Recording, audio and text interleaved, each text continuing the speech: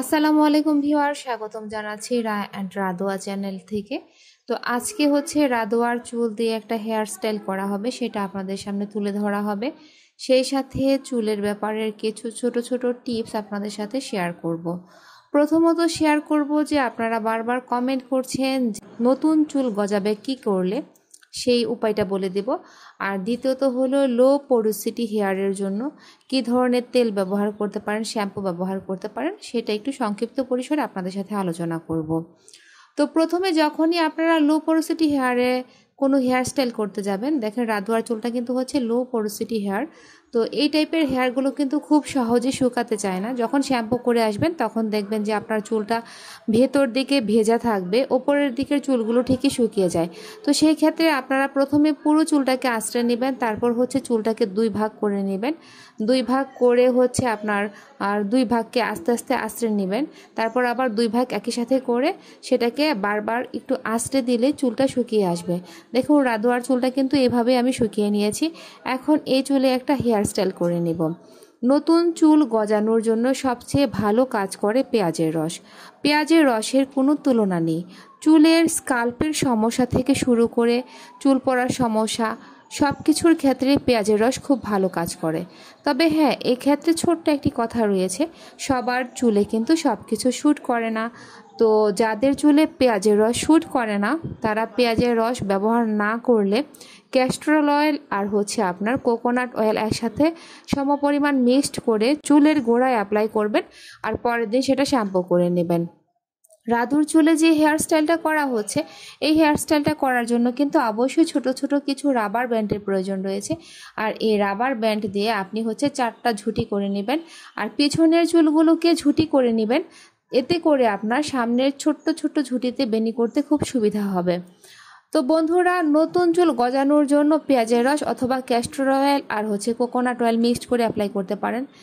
এই দুইটা জিনিসও যার চুলে শ্যুট না করবে সে হচ্ছে শুধু নারকেল তেল ব্যবহার করতে পারেন। তবে আমার মনে হয় যে প্রথমে আপনারা পেঁয়াজের রসটা অ্যাপ্লাই করবেন, দেন হচ্ছে যদি পেঁয়াজের রস শ্যুট না করে সেই ক্ষেত্রে হচ্ছে ক্যাস্ট্রল অয়েল আর হচ্ছে কোকোনাট অয়েল মিক্সড করে অ্যাপ্লাই করবেন। সেটাও যদি শ্যুট না করে তো সেই ক্ষেত্রে শুধু হচ্ছে নারকেল তেল ব্যবহার করে দেখবেন আপনাদের মাথায় নতুন চুল গজায় কিনা। তো এই ছিল হচ্ছে নতুন চুল গজানোর জন্য টিপস। এখন আপনাদের মনে প্রশ্ন জাগতে পারে যে এটা সপ্তাহে কয়দিন ব্যবহার করতে পারেন। নতুন চুল গজানোর জন্য যাদের বয়স হচ্ছে 15-র বেশি রয়েছে তারা সপ্তাহে 2 দিন অ্যাপ্লাই করতে পারেন পেঁয়াজের রস। আর যাদের বয়স 15-র কম 7 থেকে 14 রয়েছে তারা সপ্তাহে 1 দিন। আর যাদের বয়স 4 থেকে 7 রয়েছে তারা হচ্ছে দেখা গেল যে 15 দিনে 1 দিন অ্যাপ্লাই করতে পারেন। তবে আপনি যখনই চুলে কোনো পণ্য ব্যবহার করবেন, ব্যবহার করার পর যদি আপনার কাছে মনে হয় যে এটা আপনার চুলে উপকারের চেয়ে অপকার বেশি করছে, আপনার চুলে শ্যুট করছে না, তো সেই ক্ষেত্রে সেই পণ্যটা দ্বিতীয়বার আর অ্যাপ্লাই করবেন না, সাথে সাথে ব্যবহার করা বন্ধ করে দেবেন, অন্য প্রোডাক্ট ব্যবহার করবেন, আপনার সমস্যার সমাধান হয়ে যাবে। আর বন্ধুরা, আপনারা কিন্তু অবশ্যই হেয়ার কেয়ারের প্রোডাক্টের পাশাপাশি হেয়ার কেয়ারের ফুডটা অবশ্যই মেনটেন করার চেষ্টা করবেন। এতে করে কিন্তু আপনাদের চুল সুন্দর থাকবে। আমি বলেছিলাম যে আপনাদেরকে হেয়ার পোরোসিটি নিয়ে কিছু একটা ডিসকাস করব। তো হেয়ার পোরোসিটিটা তো আপনারা জানেনই 3 ধরনের হয়ে থাকে। তো রায়ার হেয়ারটা কিন্তু হচ্ছে মিডিয়াম হেয়ার পোরোসিটি, যেটা নাকি সব ধরনের প্রোডাক্টই শ্যুট করে। আর লো পোরোসিটি হেয়ারের জন্য কিন্তু আপনার চুলে মাস্ট বি হচ্ছে অ্যালমন্ড অয়েল অথবা জোজোবা অয়েলটা খুব ভালো শ্যুট করে। আবার অনেকের ক্ষেত্রে দেখা যায় যে অলিভ অয়েল শ্যুট করে, অনেকের চুলে দেখা যায় কোকোনাট অয়েল শ্যুট করে। তো এই ধরনের চুলে কিন্তু আপনারা দেখবেন যে 2-in-1 জাতীয় শ্যাম্পু, যেমন এই যে এরকম 2-in-1 শ্যাম্পুগুলো আপনারা অ্যাভয়েড করার চেষ্টা করবেন। সব সময় চেষ্টা করবেন আপনারা ক্লিয়ারিফাইং অথবা পাতলা জাতীয় শ্যাম্পুগুলো ব্যবহার করার জন্য, কারণ সেই শ্যাম্পুগুলো কিন্তু লো পোরোসিটি হেয়ারের জন্য তাড়াতাড়ি হচ্ছে চুলে শ্যুট করে। আবার এক্ষেত্রে কিন্তু দেখা যায় যে সবার চুলে সব ব্র্যান্ডের শ্যাম্পুটা শ্যুট করতে চায় না। সো আপনারা ট্রাই করে বুঝে নেবেন যে আপনাদের চুলে কোন শ্যাম্পুটা শ্যুট করছে। আরেকটি ব্যাপার হলো, আপনারা একাধারে একই ব্র্যান্ডের শ্যাম্পু ব্যবহার করলেও কিন্তু অনেক সময় সেটা চুলে ভালো কাজ করে না। অনেকের কমন কমেন্ট থাকে যে তাদের চুল একই জায়গায় থেমে আছে, চুল চেঞ্জ হচ্ছে না, খুশকি দূর হচ্ছে না, চুল পড়ার সমস্যা দূর হচ্ছে না। তার একটাই কারণ, দেখা যায় কি আমরা যখন তেলটা ব্যবহার করি চুল পড়ার সমস্যার জন্য, তখন শ্যাম্পুটা মেনটেন করি না, হেয়ার ফল শ্যাম্পুটা ব্যবহার করি না। আবার যখন খুশকির জন্য অলিভ অয়েল অ্যাপ্লাই করি তখন অ্যান্টি ড্যান্ড্রাফ শ্যাম্পুটা ব্যবহার করি না। সো একই সাথে তেল ব্যবহার করার পাশাপাশি আপনাকে শ্যাম্পুগুলোও সিলেক্ট করতে হবে সুন্দর করে, ছোট ছোট করে বেনি করে। তারপর হচ্ছে সবগুলো বেনি প্রথমে যে ঝুঁটিটা করে রেখেছিলেন সেই ঝুঁটির সাথে একসাথে মিশিয়ে আবার ঝুঁটি করে দেবেন, তাহলে কিন্তু সুন্দর একটা হেয়ার স্টাইল হয়ে যাচ্ছে। তো এই হেয়ার স্টাইলটা করার পর ফাইনালি রাদোয়ার লুকটা কেমন ছিল সেটাও আপনাদের সামনে তুলে ধরবো।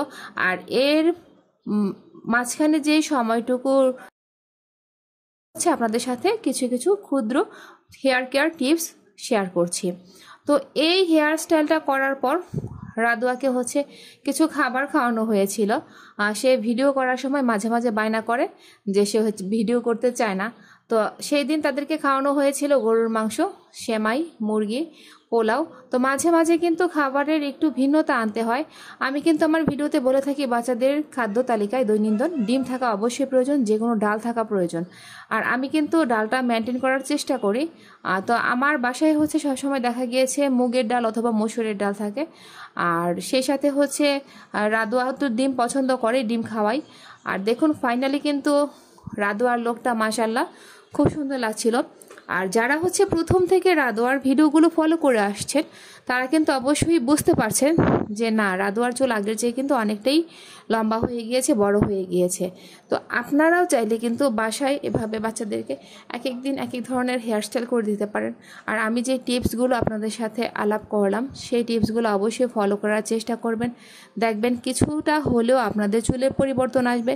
তবে সবসময় দেখা যায় যে সবার তো সবটা চুলে ভালো কাজ করে না, কারো কারো ক্ষেত্রে চেঞ্জ হয় না।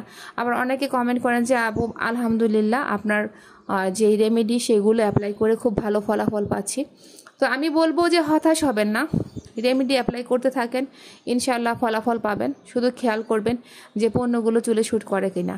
আরেকটি কাজ আমরা কম বেশি সবাই করি না, তা হলো যে ঘুমানোর পূর্বে আমরা অনেকেই আছি চুল আঁচড়াতে চাই না, চুলটাকে হচ্ছে যেমন থাকে ঠিক তেমনিভাবে নিয়ে ঘুমিয়ে পড়ি। আসলে এটা মোটেই ঠিক না।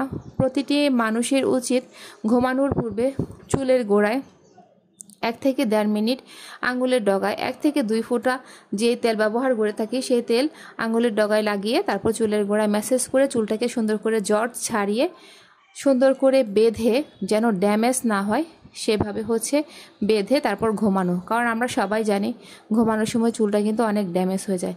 তো বন্ধুরা আপনারা ভালো থাকবেন, সবাই অবশ্যই কমেন্ট করবেন, আমরা চেষ্টা করব কমেন্টের অ্যান্সার করার জন্য। আল্লাহ হাফেজ।